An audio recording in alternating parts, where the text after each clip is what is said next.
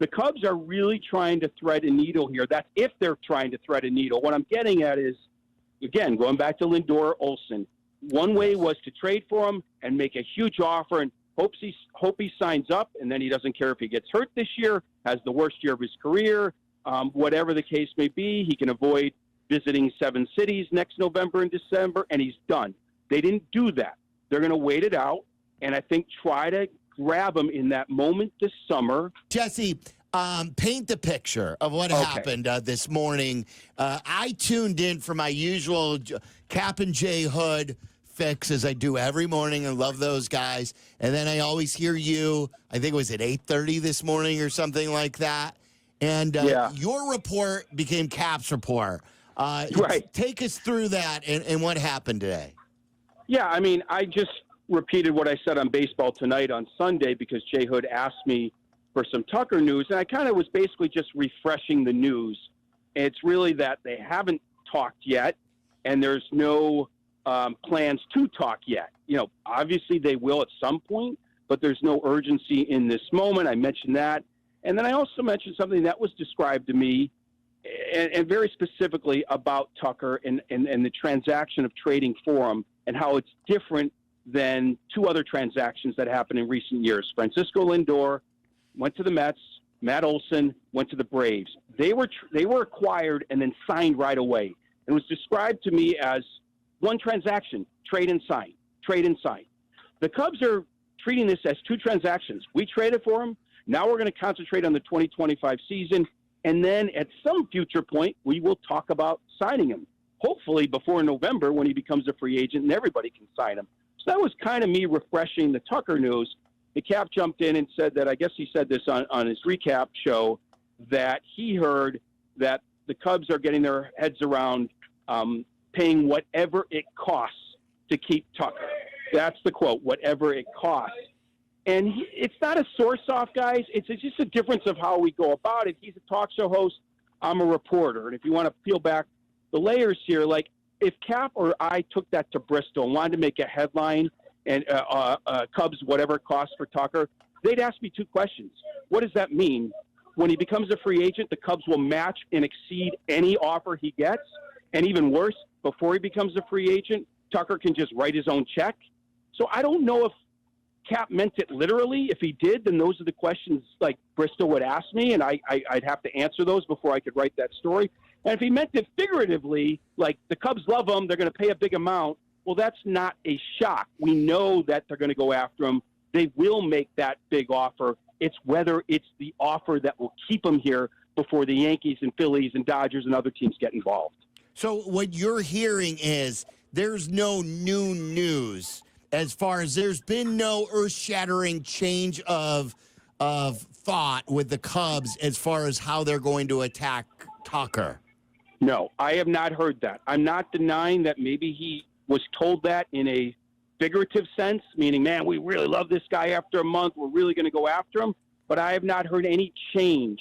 The Cubs are really trying to thread a needle here. That's if they're trying to thread a needle. What I'm getting at is, again, going back to Lindor Olsen, one way was to trade for him and make a huge offer and hope he signs up, and then he doesn't care if he gets hurt this year, has the worst year of his career, whatever the case may be. He can avoid visiting 7 cities next November and December, and he's done. They didn't do that. They're going to wait it out, and I think try to grab him in that moment this summer.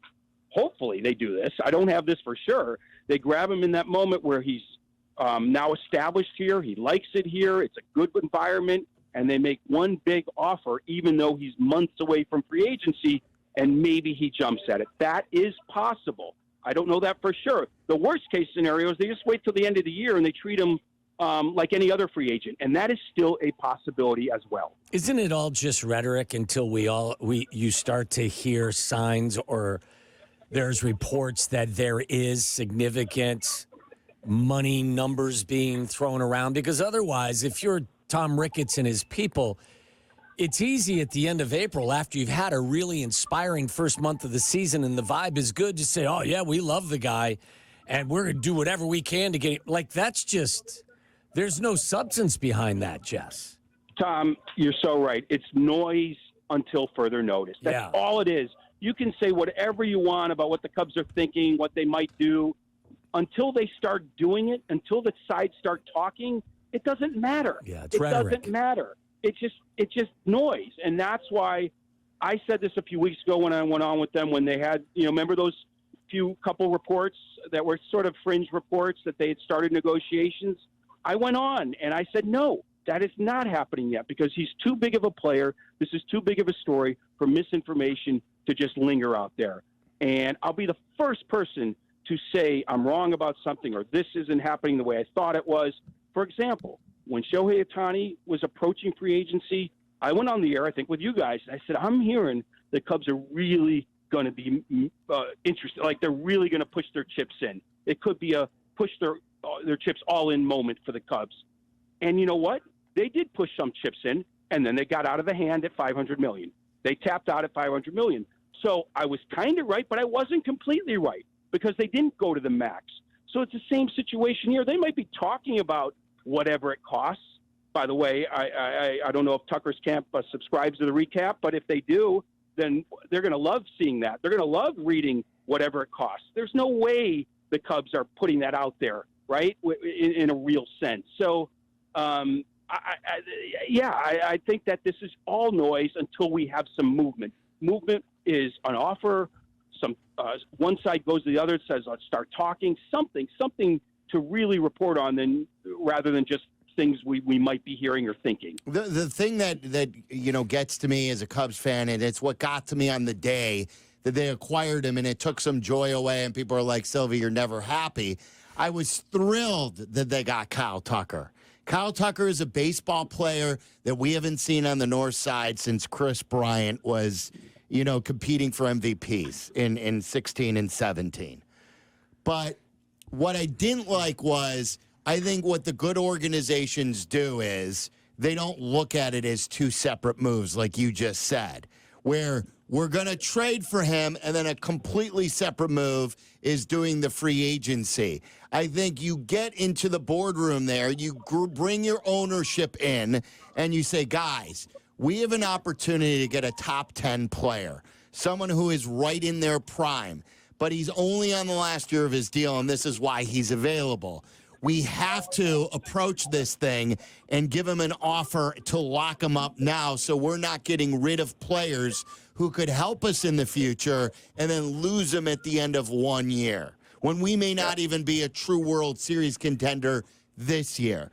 That, to me, is where I don't understand how, you can't lose that sight of, this has to be tied together. You have to, good organizations do it that way. Like the Bears with Tooney, and the Bears aren't even a good organization. They know enough that when they go get Joe Tooney, they can't get Joe Tooney for 1 year. And that was only for a fourth-round pick. The Cubs gave up way more than a fourth-round pick. They did it with Montez Sweat as well. You're not going to trade a second-round pick for Montez Sweat without having at least a verbal agreement that, hey, we're going to get this done. It's got to be hand in hand, Jesse. Yeah, and so that's why I say they're threading this needle here. I think that because the second option after what you just said, signing up right away, is he loves it here and just doesn't want to do the dog and pony show come December. And by June, he's ready to talk, and they're ready to make him this big offer. But that is such a needle thread, because, and by June, you're a couple months away from it. You're a couple months away from the Yankees and Phillies. And even if you break your leg, you're probably going to get the same offer. Even if you fall off the shelf for a month, you're probably going to get a similar. You know what I mean? The risk is so reduced for him by June or July. And his agency is a big agency. And his agency doesn't have Aaron Judge, doesn't have Shohei Ohtani, doesn't have Vlad Guerrero. This is the crown jewel for them currently. Now, maybe there's another one in the future. But right now, Kyle Tucker is going to be the star for this agency's baseball department, Excel. And so, yeah, they might listen. And he might say, okay, I'll take that $390 million offer in June. But they're likely going to say, let's listen to the Yankees. Let's listen to the Phillies, unless you really love it here, right now. Still possible, just less likely than people want to think. Jess, do you have any knowledge that there has been even a whisper from the Cubs that, hey, this is something we want to discuss and we'll get you at X period of time in the season? I can only tell you what I know, and the answer is no to that question. I have not felt like there's a whisper of it at all. Do you think that's odd, Jess? Like, I mean, this is your beat. You know this. Like, is that an odd way to do it? I mean, Silvy described it, obviously. You make the trade, and then you look at this as a separate, transaction, which seems to be odd to me. But is this kind of standard? No, I guess not. But, I mean, every situation is different. I mean, I wrote back in December about the looming CBA and Ricketts' aversion to signing someone up huge past that. I mean, this isn't just a Jason Hayward deal. This is closer to Soto. So, I mean, this would destroy anything they've done in the past. So this is very unique. So I don't know, but all I know is Steve Cohn signed Lindor for $300 million right away. Literally, Matt Olson's agent got a call the day after the Braves traded for him. He was shocked. I talked to his agent recently. He was shocked. They signed him up the next day. So I think when you trade for a superstar, it's more likely to go after him right away than not. So I do think it's a little unusual, but these are some numbers that are going to be astronomical. So maybe that doesn't get done overnight either. It's just they're in a tight spot here. They can still salvage it by paying whatever it costs, but they're going to have to do it sooner rather than later because of everything I just said. Yeah. Well, there is other baseball news, so I shouldn't spring you yet. So the Cubs have put Dansby Swanson down in the order, Jesse. What are you hearing about what's going on with Dansby Swanson's offense? Streaky. He's streaky. There's not any underlying, like, he's got personal problems or something crazy. Like, he's just streaky, and he's going bad right now. And not sure there's a fix. I think they're loving the fact that he's still playing great defense. They're hoping he'll get streaky the other way. But it's funny. I brought up his numbers on Cap and J Hood this morning. I mean, he's hitting 170 with runners in scoring position. 170, that's even lower than his overall average. He's had as many at-bats with runners on as any of them. They've all had great chances with runners on, and the amount of times Tucker and Suzuki and those guys are getting on and Bush in front of him is just amazing. He has 4 solo home runs and a 170 average. So I'm not surprised by this at all. I love that Council didn't wait. They averaged 3 runs over the weekend. We all know that their offense was going to come down a little bit. So the moment it took a dip, like it was working, right? 1 through 5, 7 through 9, Dansby was a hole at 6. And as soon as it stopped working a little bit, he's made a change. And I love the fact he didn't wait, and he's not worried about the $177 million player. He put him at 8. I'm sure they had a conversation. But I don't have any answers for you other than he's streaky, and the Cubs are crossing their fingers he goes the other way. Send him to Arizona and have him work with Ryan Fuller. Get a 2-for-1. You get him and Colson Montgomery. It's so unbelievable. Great line, I'm Tommy. a dumbass. Great line. I know. I don't know if you saw this. I showed the guys this in the pre-show. It's going around on social media. There's a Cubs fan group that is trying to do what Philly fans did for Trey Turner with Dansby Swanson. I think it's for the opening series game against the Giants. I'm pretty sure it's that game, Monday, May 5th. And they're trying to rally the Wrigley faithful that when Dansby Swanson comes to the plate, that they give him a standing ovation. For those who don't remember, when Trey Turner first signed with the Phillies, he was in an awful, awful slump and was getting booed in Philly. You know how those fans can be.